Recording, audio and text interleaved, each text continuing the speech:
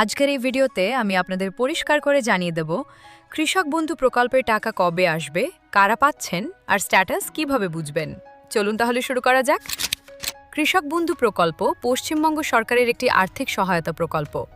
এখানে কৃষকদের বছরে দুবার টাকা দেওয়া হয়, একবার খরিফ মরশুমে এবং আরেকবার রবি মরশুমে।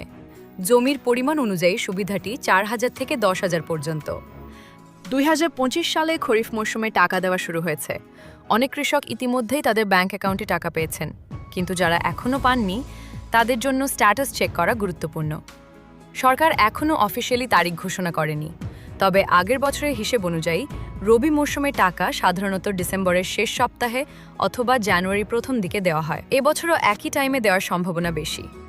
এবার জানিয়ে দিদেরই কারণ হচ্ছে অনেক জেলায় এখনও অ্যাকাউন্ট ভেরিফিকেশন কমপ্লিট হয়নি, এখন লিস্ট আপডেট হয়নি, ব্লক অফিসে অনুমোদন, এই কাজগুলো চলছে। এই কারণে একসাথে পুরো রাজ্যে ঘোষণা করা হচ্ছে না। এবার আপনাদেরকে দেখিয়ে দিচ্ছি আপনারা আপনাদের কৃষক প্রকল্প স্ট্যাটাস কিভাবে চেক করবেন। তো আপনারা মোবাইলের গুগল খুলে নেবেন, তারপরে সার্চ করবেন কৃষক বন্ধু। সার্চ করলেই প্রথমেই এই লিঙ্কটি দেখতে পাবেন। তো আপনারা এই লিঙ্কে একবার ক্লিক করে ওয়েবসাইটটি ওপেন করে নেবেন।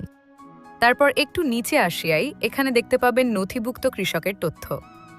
আপনারা সিম্পলি এখানে একবার ক্লিক করে দেবেন।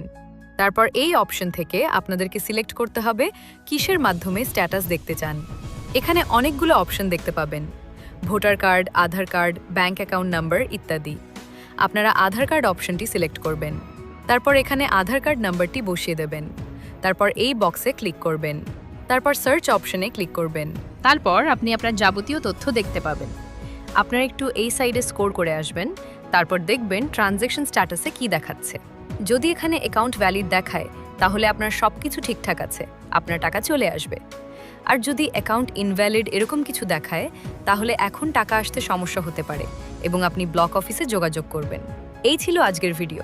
যদি ভালো লাগে তাহলে লাইক করে দেবেন আর চ্যানেলটি সাবস্ক্রাইব করে আমাদের সাথে থাকবেন।